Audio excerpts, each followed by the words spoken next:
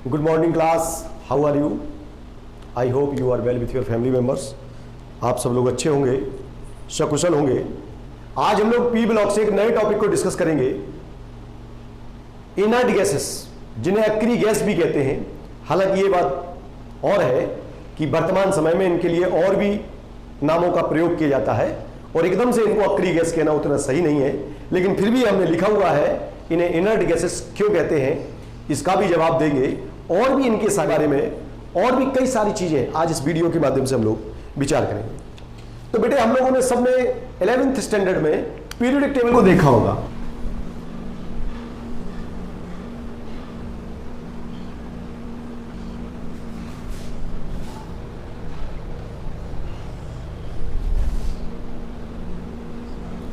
हम लोगों ने पीरियोडिक टेबल के बारे में 11th में काफी कुछ पढ़ा है और हम लोग देखते हैं यहां पर एक ग्रुप लिखा गया है जिसे जीरो ग्रुप कहते हैं,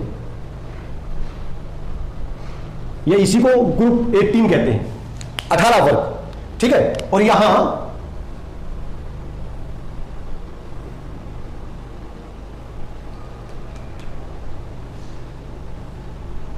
helium, neon, argon, krypton, xenon, radon जैसे तत्वों को रखा गया है। ये जो ग्रुप है आवर्त सारणी में सबसे दाईं ओर रखा गया, सबसे दाईं ओर जो ग्रुप रखा गया है जीरो ग्रुप कहते हैं इसे। और ये ग्रुप जो है सबसे बाद में ज्ञात हुआ था, इन तत्वों की खोज हुई थी, इसलिए आवर्त सारणी में सबसे दाईं ओर रखा गया, ठीक है। तो ये इन्हीं को हम लोग, इन्हीं गैसेस को हम लोग इनर्ट गैसेस कहते हैं। इन्हें हिंदी में अगर हम बोले तो अक्री गैस कह सकते हैं, ठीक है। ये अक्री गैस क्यों कहते हैं? क्योंकि इनकी रिएक्टिविटी बहुत स्लो है, बहुत कम क्रिया करती है, ये इनमें खास बात है। रासायनिक रूप से लगभग शून्य है, ये निष्क्रिय है। कुछ विशेष परिस्थितियां अगर दे दी जाए तो ये यदा कदा कोई रिएक्शन कर लेती है, अदरवाइज ये रासायनिक रूप से निष्क्रिय होती है, इसलिए इनको अक्रिय गैस कहें या इनर्ट गैस कहा जाता है। एक बात, एक और इनको नाम दिया जाता है इन गैसों को, इन्हें रेयर गैस कहते हैं, रेयर गैसेस कहते हैं। रेयर गैसेस क्यों कहते हैं? यानी दुर्लभ, दुर्लभ गैसें कहती हैं। भाई, दुर्लभ गैसें कहने का क्या कारण है? तो दुर्लभ गैसें इसलिए कहा जाता है क्योंकि ये प्रकृति में बहुत कम मात्रा में हैं और शायद यही कारण है कि इनकी पहचान या इनके होने की जानकारी ही मानव को बहुत बाद में हुई कि ये है या नहीं है। पहली बात तो ये बहुत कम अमाउंट में है, बहुत लेस परसेंटेज में अवेलेबल है। दूसरा, अगर अवेलेबल है भी तो कोई ऐसी रिएक्शन नहीं देती कि जिससे लोग उसे नोटिस करें कि ये भी कोई चीज है। तो ये कारण है, तो इन्हें रेयर गैसेस भी कहा जाता है। दुर्लभ गैसें मतलब बहुत कम मात्रा में पाई जाने वाली गैसेस। एक बात और कि इनके लिए एक शब्द और इस्तेमाल किया जाता है जिसे हम लोग कहते हैं नोबल गैसेस। इनको नोबल गैसेस भी कहते हैं। भाई, नोबल गैसेस कहने का क्या कारण है? तो नोबल गैसेस इसलिए कहा जाता है, इस नोबल का मतलब होता है उत्कृष्ट, उत्कृष्ट गैसें, उत्कृष्ट गैसें। उत्कृष्ट गैसें कहने के पीछे क्या कारण है? भाई, कई बार यह देखा गया कि अक्रिय गैसें इन्हें कहना उचित नहीं है।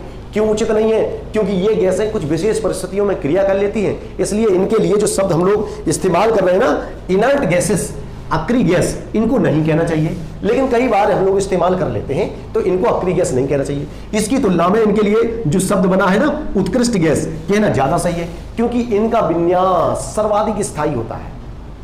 इनका विन्यास उत्कृष्ट गैस क्यों कहें? अगर कोई प्रश्न पूछा जाए कि इनको उत्कृष्ट गैस क्यों कहा जाए, तो हम लोग कह सकते हैं कि जो इनका इलेक्ट्रॉनिक कॉन्फ़िगरेशन है वो सबसे ज्यादा स्थायी होता है, मोर स्टेबल कॉन्फ़िगरेशन है। और ऐसा विन्यास है कि उस विन्यास को आवर्त सारणी के प्रत्येक तत्व की यह अभिलाषा है कि उसका जो विन्यास है वो इनर्ट गैसेस के जैसा हो जाए। जैसे किसी क्लास में कोई एक बच्चा बहुत मेधावी बच्चा है, बहुत होशियार बच्चा है, तो क्लास के और बच्चे चाहते हैं कि वो होशियारी के मामले में, मेधा के मामले में, योग्यता के मामले में उस बच्चे के जैसा हो जाए। तो सारे बच्चे उस बच्चे के जैसा बनना चाहते हैं। ऐसे ही बेटे इन गैसों का जो इलेक्ट्रॉनिक विन्यास है वो इतना व्यवस्थित और इतना स्टेबल है कि आवर्त सारणी के जितने और सारे एलिमेंट्स हैं वो सब चाहते हैं कैसे भी करके हमें अक्रिय गैस का विन्यास मिल जाए, हमें हमारी निकटतम अक्रिय गैस का विन्यास प्राप्त हो जाए कैसे भी करके। उसके लिए चाहे उसको इलेक्ट्रॉन लेना पड़े तो वो ले लेगा, उसको इलेक्ट्रॉन देना पड़े दे देगा, साझेदारी करना पड़े कैसे भी करके वह अपने संयोजी कोष का विन्यास अक्रिय गैसों के जैसा करने का प्रयास करता है। तो हम इनको उत्कृष्ट गैस कह सकते हैं क्योंकि इनका विन्यास सर्वाधिक स्थायी होता है और प्रत्येक तत्व इस विन्यास को प्राप्त करना चाहता है।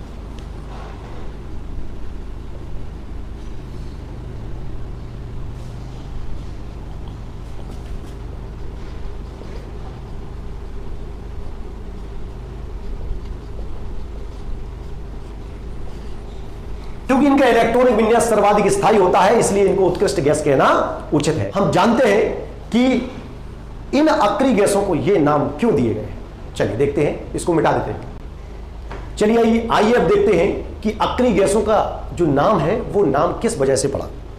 ठीक है, तो पहली अक्रिय गैस है हीलियम बोलते हैं, ये पहली अक्रिय गैस है और सबसे पहले हीलियम की खोज हुई थी। ठीक है, और हीलियम की खोज सूर में हुई थी, सूर को हीलियस कहते हैं। और 1868 में एक पूर्ण सूर्य ग्रहण पड़ा था, उस समय इसकी खोज हुई थी। हीलियस का मतलब होता है सन। ठीक है, और इसके आधार पर इसका नाम हीलियम पड़ गया। ठीक है, तो इस प्रकार से हीलियस का अर्थ होता है सन और इस आधार पर इसको हीलियम यानी हीलियम कह दिया। और इसका सिंबल तो हम लोग जानते ही हैं, सिंबल क्या होता है He। ठीक है, जो दूसरी अक्रिय गैस है वो दूसरी अक्रिय गैस है नियोन। दूसरी अक्रिय गैस है नियोन। ठीक है, और नियोन जो शब्द है वो नियो से बना है। नियो का मतलब होता है न्यू यानी नया। नियो से बना है, नियो का मतलब होता है नया। और बेटे अच्छा, इसके बाद तीसरी जो अक्रिय गैस है आर्गन। आर्गन जो शब्द बना है वो बना है ऑर्गन से, जिसका अर्थ होता है लेजी यानी सुस्त। ठीक है, ये कोई नई गैस मिली तो उसका नाम न्यू से नियोन हो गया। सूर में खोजी गई ये गैस तो हीलियस से हीलियम हो गई। अच्छा, इनका सिंबल, इसका सिंबल क्या होता है Ni होता है। इसका सिंबल क्या होता है अभी हमने थोड़ी देर पहले बताया था Ar होता है। ऐसे बेटे जो अगली अक्रिय गैस है उसको हम लोग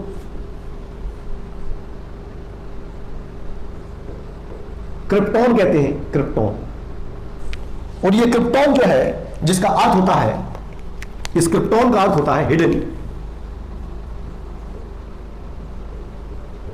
हिडन या हिंदी में हम लोग कह सकते हैं छिपा हुआ। बहुत दिनों तक यह अज्ञात रहा और एक छिपा हुआ तत्व, नया तत्व मिला, उसको हम लोग हिडन कह करके हम लोगों ने उसको छिपा हुआ क्रिप्टॉन। ठीक है, और इसका सिंबल होता है Kr। बेटा अगला जीनोन, अगला तत्व था जीनोन। ठीक है, और ये जीनोन शब्द बना है जिसका अर्थ होता है स्ट्रेंजी। स्ट्रेंजी का मतलब होता है अजनबी यानी अनजान। तो बेटे ये सारे इनके नाम थे जिस आधार पर ये बने और इसका सिंबल होता है Xe। और इसके बाद अगली जो अक्रिय गैस है उसको कहते हैं रेडॉन। और ये जो रेडॉन है ये एक रेडियो एक्टिव गैस है और इसका जो सिंबल है वो होता है Rn। ठीक है, तो इस प्रकार से बेटे ये जो इनर्ट गैसेस हैं उनके नाम किस आधार पर रखे गए हैं उनके बारे में एक हल्की सी जानकारी है। तो हम ध्यान रखेंगे, सूर में हीलियम को खोजा गया था इसलिए हीलियस यानी सूर होता है, इसलिए उसको हीलियम कहा गया। नियोन का नाम नियो यानी नया तत्व मिला तो उसका नाम नियोन रखा। आर्गन का मतलब होता है लेजी यानी सुस्त। बहुत कम क्रियाशील गैस थी तो आर्गन Ar यानी आर्गन गैस के बारे में। और ये क्रिप्टॉन का अर्थ होता है हिडन। हिडन का मतलब छिपा हुआ, तो इसलिए इसको क्रिप्टॉन नाम दिया गया। जीनोन का मतलब होता है स्ट्रेंजी, स्ट्रेंजी का मतलब होता है अजनबी, ठीक है, स्ट्रेंजी का मतलब होता है अजनबी, और एक अजनबी तत्व जिसे हम लोग कहते हैं जीनोन हमको मिला। रेडॉन एक रेडियो एक्टिव गैस है और इसका जो सिंबल है वो क्या होता है, Rn होता है। तो बेटे इनको नोट कर लीजिए। चलिए अब हम देखते हैं कि जिन्हें हम लोग नोबेल गैसेस कहते हैं और या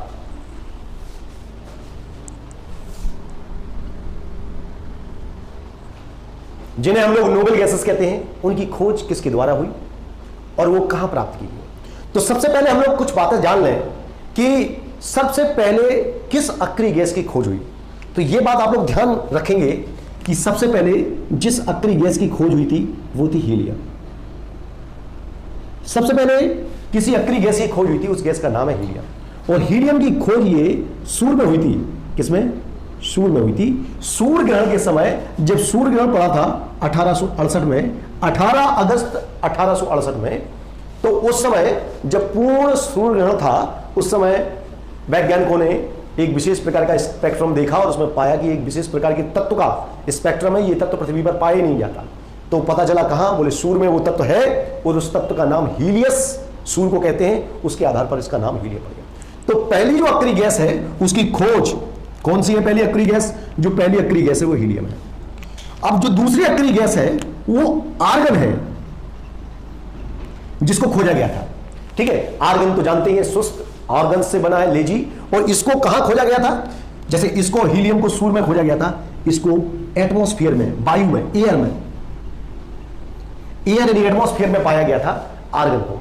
ठीक है, तो अगर कोई प्रश्न पूछे कि सबसे पहले किस अक्रिय गैस की खोज हुई थी, तो आपका जवाब होगा हीलियम का। और यदि कोई पूछे पृथ्वी पर सबसे पहले किस अक्रिय गैस की खोज हुई थी, तो आप जवाब देंगे आर्गन। ऐसा क्यों भाई? क्योंकि पृथ्वी पर किसी अक्रिय गैस की खोज हुई थी, वो आर्गन है। उस समय तक हीलियम पृथ्वी पर है या नहीं है ऐसा नहीं मालूम। बाद में पता चला कि हीलियम पृथ्वी के वायुमंडल में भी कुछ मात्रा में है। तो हम लोग ध्यान रखेंगे, सबसे पहले किसी अक्रिय गैस की खोज हुई थी, उसका नाम है हीलियम, लेकिन वो सूर्य में हुई थी। पृथ्वी पर सबसे पहले किस अक्रिय गैस की खोज हुई थी, तो उसका जवाब होगा आर्गन। वायुमंडल में सबसे पहले आर्गन अक्रिय गैस यानी इनर्ट गैस को खोजा गया था, और बाद में वायुमंडल में हीलियम गैस को भी खोजा गया, लेकिन बाद में। तो हम लोग ध्यान रखेंगे इन बातों के बारे में। चलिए अब एक हम टेबल बनाए हैं, नोबेल गैसेस डिस्कवर्ड बाय और सोर्स। हमें बताना है कि कौन कौन सी नोबेल गैसेस है और उसकी खोज किसके द्वारा हुई थी। ठीक है, तो नोबेल गैसेस कौन कौन सी है? देखो भाई, पहले helium, neon, argon, krypton, xenon and radon. बेटे ये अक्रिय गैसें हैं और इनकी जो खोज करता, हीलियम की खोज करने का श्रेय दिया जाता है फ्रैंकलैंड एंड लोकेयर। फ्रैंकलैंड एंड लोकेयर को दिया जाता है और इसकी खोज जो है 1868 में हुई थी। और सोर्स कहां? सोलर सिस्टम में। यह ध्यान रखेंगे। चलिए, नियोन की खोज विलियम रामसे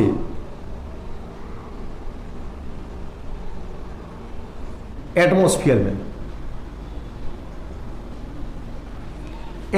में पाई जाती है। आर्गन की खोज रेले, और यह भी एटमॉस्फेयर में। क्रिप्टॉन की खोज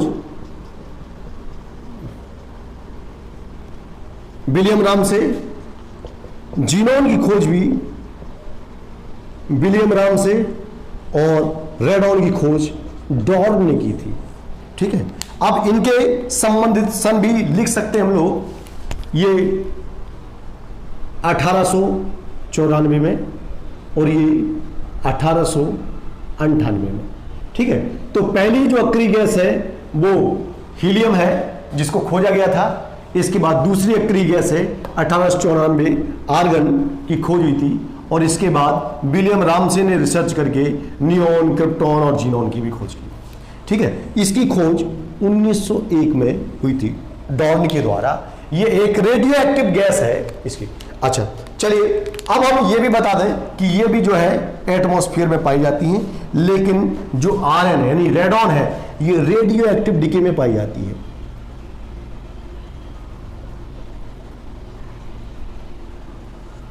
देखिए, रेडियो एक्टिव डिके का मतलब रेडियो एक्टिव विघटन के समय कुछ सब्सटेंस निकलते हैं, उन्हीं में ये इनर्ट गैस निकलती है, जिसे हम लोग रेडियो एक्टिव होने के कारण रेडॉन कहते हैं।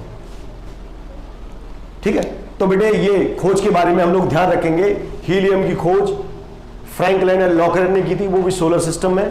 विलियम रामसे ने नियोन की खोज की थी एटमॉस्फेयर में। आर्गन की खोज रेले ने करी थी। बताया कि क्रिप्टॉन जीनॉन की भी विलियम रामसे को श्रेय जाता है। और रेडॉन की खोज डॉर्न ने 1901 में की थी।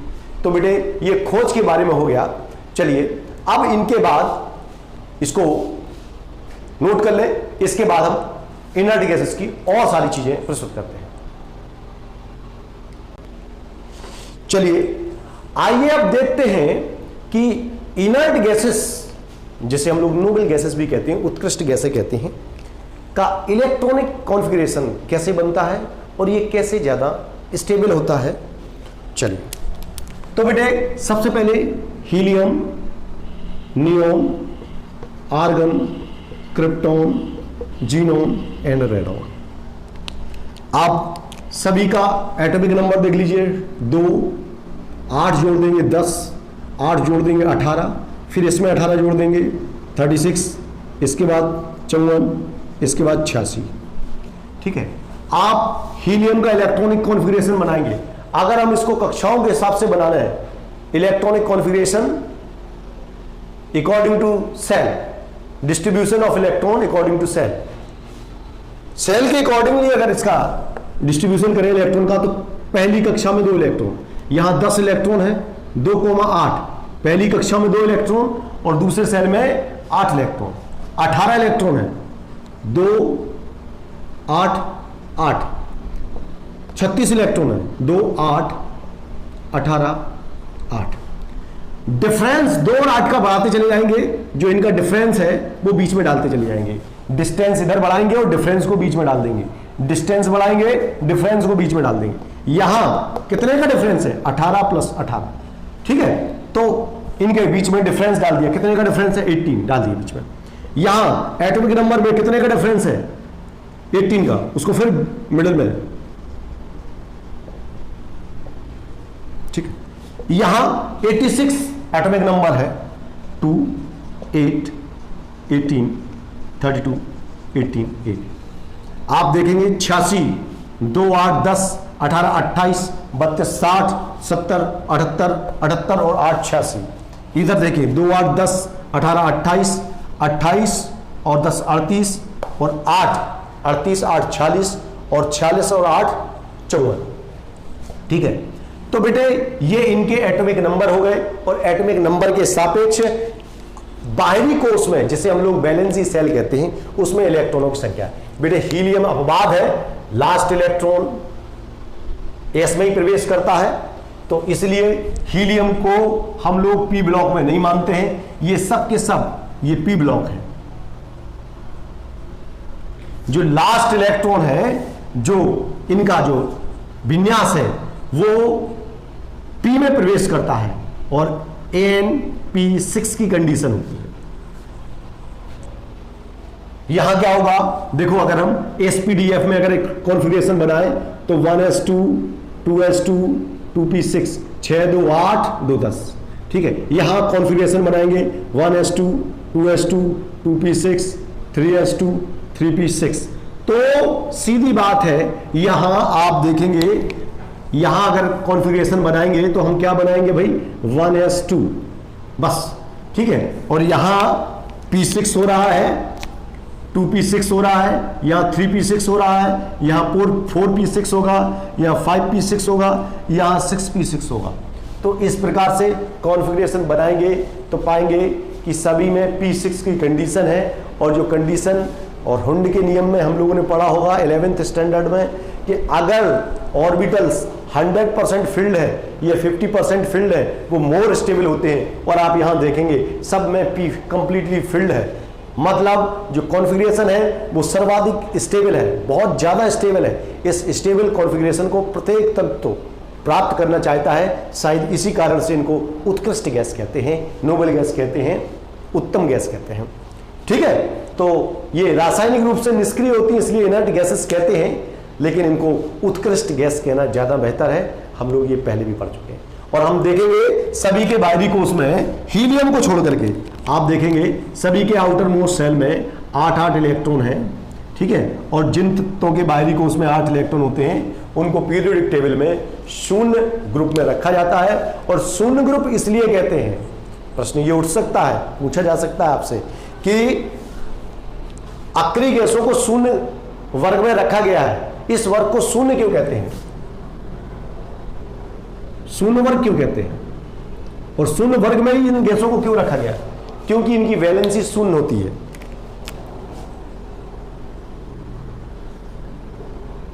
ध्यान रखेंगे, इनको शून्य वर्ग क्यों कहते हैं?